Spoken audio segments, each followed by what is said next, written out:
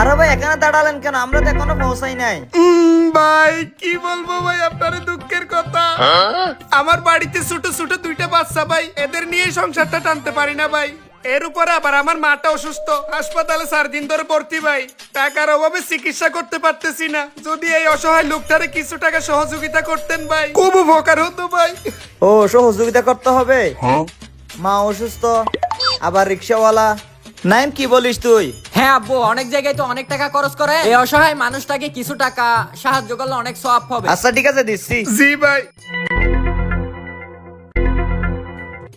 এই নাও ভাই, 1000 টাকা তোমার মায়ের চিকিৎসা করাইও। ঠিক আছে ভাই, আপনি ভাই অনেক ভালো মানুষ ভাই, অসংখ্য ধন্যবাদ ভাই।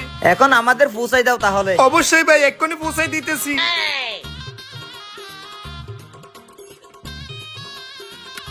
ভাই এখানে দাঁড়ান দাঁড়ান। ও এখানে? আচ্ছা নামেন ভাই। ইসি রে, বৃষ্টি আসার আর সময় পাইলো না। এই জায়গায় কিছুক্ষণ দাঁড়াই, নাইলে আবার ভিজে যামু। আয় হায় রে, সকাল থেকে কোনো 2টা বাড়াই মারতে পারি নাই, এর মধ্যে এত বৃষ্টি। হ্যাঁ? 25, 26, 27, 28, 29, 30, 31, 32, 33। হাই হাই, এই লোকের কাছে এতগুলা টাকা, কি করি পাইছি বুদ্ধি। এরই মুরগি বানাইতে হইব। যাই, অসহায় সাইজে ওর কাছে যাই। 40, 41, 42, 43। আসসালামু আলাইকুম ভাই। ওয়ালাইকুম আসসালাম। ভাই কিছু বলবেন? আরে ভাই কান্না করতেছেন কেন? কি হয়েছে আপনার? ভাই কি বলবো কষ্টের কথা। আমার বাসায় ভাই আমার ছোট ছোট 2টা বাচ্চা, ওইখানে বড় ছেলেটা ভাই 2 দিন ধরে অসুস্থ ভাই। কিন্তু কি করব, রিক্সা চালাই খাই। টাকার অভাবে আমার ছেলেটা অসুস্থ হয়ে পড়ে আছে, চিকিৎসা করতে পারতেছি না ভাই। ও বাচ্চা অসুস্থ, আপনি রিক্সা চালান? ও আচ্ছা ঠিক আছে ভাই। হ্যাঁ ভাই। এই যে ভাই, আপনাকে আমি 2000 টাকা দিলাম, এই টাকা দিয়ে আপনার বাচ্চার জন্য ঔষধ নিয়ে যাই। 2000 টাকা দিলেন ভাই?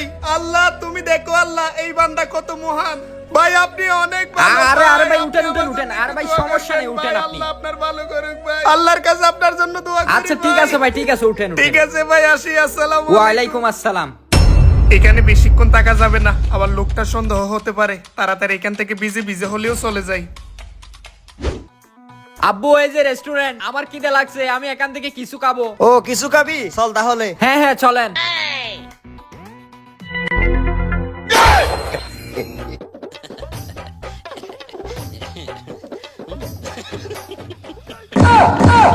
কিরে নাইম, এটা ওই রিক্সাওয়ালাটা না যে মা অসুস্থ বলে আমার কাছ থেকে 1000 টাকা নিয়েছিল? হ্যাঁ আব্বা, ও তো ওই রিক্সাওয়ালা। চল তো গিয়ে দেখি। হ্যাঁ চলেন।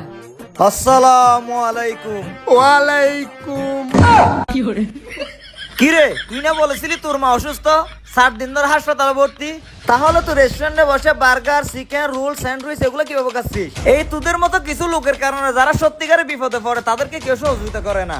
জানি না এরকম আরো কতজনের কাছ থেকে টাকা মেরে দিছিস তুই। এখনো সময় আছে, ভালো হয়ে যা। মানুষদেরকে ইমোশনাল ব্ল্যাকমেল করা থেকে দূরে থাকিস। একদিন দেখবি তুই সত্যি সত্যি বিপদে পড়লেও কেউ তোকে সাহায্য করার জন্য এগিয়ে আসবে না। জি ভাই, বুঝতে পারছি আমার ভুল হয়েছে। এভাবে মানুষের কাছ থেকে মা বাবা ছেলে সন্তান অসুস্থ বলে টাকা নেওয়াটা আমার উচিত হয় নাই।